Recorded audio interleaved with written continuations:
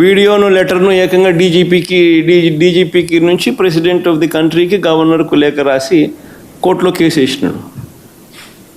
అంటే ఈ మాదిరిగా ఇరికియాలనుకుంటే ఎవరు తట్టుకోగలుగుతారు? ఎవరినైనా ఇరికిచ్చేసేయచ్చు. Where is the end for it? నిజంగా all what you require is an government employee. ఎవడో నీ గన్మెన్ ఎవడో ఒకటి పట్టుకుంటే చాలు. నెక్స్ట్ చంద్రబాబు నాయుడు దగ్గర, లోకేష్ దగ్గర పనిచేస్తాను గన్మెన్ ఒకటి దొరికితే చాలు. అది ఎట్లా గవర్నమెంట్లో ఎవడుంటే గవర్నమెంట్ కనుక అనుకూలంగా చెప్తారు.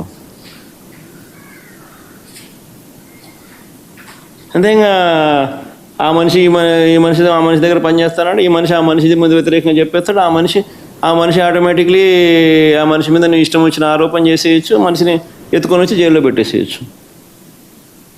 ఏంది ఇది? నిజంగా భాస్కర్కి జరిగిన పరిస్థితిని కానీ, లేకపోతే ఈ లిక్కర్ కేసులో జరుగుతూ ఉన్న దర్యాప్తు ప్రక్రియ కానీ, ఇవన్నీ కూడా చూస్తే నిజంగా సామాన్యుడు ఎవడు బతకలేడు. ఎవిడెన్సెస్ అనేటివి నువ్వు క్రియేట్ చేస్తూ ఉన్నావు, మ్యానుఫ్యాక్చర్ చేస్తూ ఉన్నావు. ఈ మాదిరిగా తప్పుడు సాంప్రదాయానికి నువ్వు నాంది పలుకుతే రేపు పొద్దున వ్యవస్థ బతుకుతుందా? నక్సలిజం అనేది ఇట్లాంటి దానిలో నుంచి పుడుతుంది. సామాన్యుడి మీద ఇట్లాంటి ఎవడన్నా ప్రదర్శిస్తేనే నక్సలిజం అనేది పుడుతుంది. నిజంగా రాష్ట్రాన్ని బిహార్ చేయడంలో ఎంతకన్నా గొప్ప లీడరు, గొప్ప నాయకుడు చంద్రబాబు నాయుడు కన్నా గొప్ప నాయకుడు ఎవడు ఉండడు. చివరికి ఆశ్చర్యం ఏం తెలుసా? భాస్కర్ని ఎందుకు టార్గెట్ అని అంటే చంద్రగిరి చంద్రబాబు గారు సొంత కాన్స్టిట్యున్సీ. భాస్కర్ అనే వ్యక్తి కూడా కాదు, చివరికి భాస్కర్తో పాటు భాస్కర్ కొడుకును కూడా. ఆ పిల్లడు మొన్ననే పాపం చదువులు అయిపోయి చేసుకొని లండన్ నుంచి మొన్న వచ్చినాడు, చిన్నపిల్లడు. ఆ పిల్లని కూడా దీంట్లోకి ఇరికిచ్చేసినారు. అంటే చంద్రగిరి కాన్స్టిట్యున్సీలో క్లీన్ ఉండాలా, ఆయన సొంత కాన్స్టిట్యున్సీ కాబట్టి. ఏంది ఇది? నాకు అర్థం కాదు. సొంత కాన్స్టిట్యున్సీలో గెలవలేని వ్యక్తి ఇక్కడ 17,000తో ఓడిపోతే, చంద్రగిరిలో ప్రజలు తంతే చంద్రబాబు నాయుడిని 17,000తో ఓడిస్తే కుప్పం పోయినాడు. ఇప్పుడు ఆ చంద్రగిరి లాంటి చోట రాజకీయాలు చేయడం కోసం భాస్కర్ కొడుకును ఇటు వాళ్ళందరినీ ఎలిమినేట్ చేయాలని చెప్పి, తప్పించేయాలని చెప్పి. ఏంది ఇది రాజకీయాలు?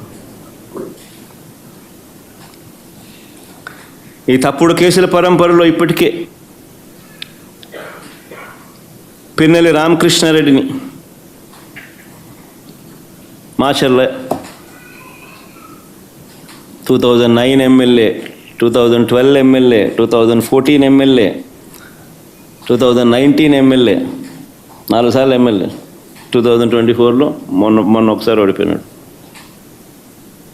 ఆ కాన్స్టిట్యున్సీలో ఆజమాయిషీ కోసం పిన్నెల్లి రామకృష్ణారెడ్డిని తప్పుడు కేసుల్లో ఇరికిచ్చే కార్యక్రమం. నందిగాం సురేష్ను, ఎక్స్-ఎంపీ, దళితుడు,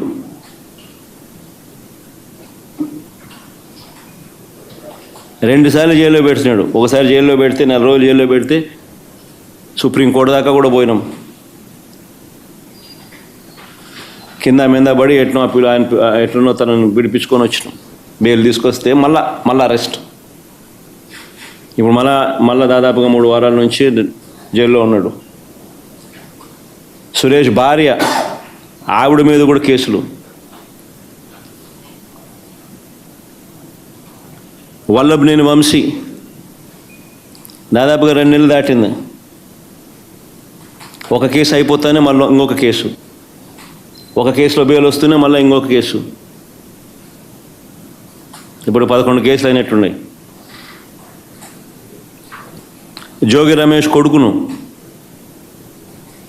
కాకాని గోవర్ధన్ని, కృష్ణమోహన్ అన్నను,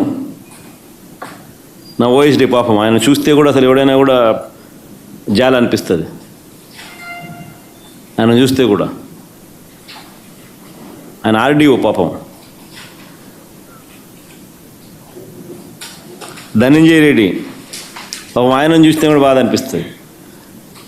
వీళ్ళంతా మచ్చలేని ఆఫీసర్లు వీళ్ళంతా.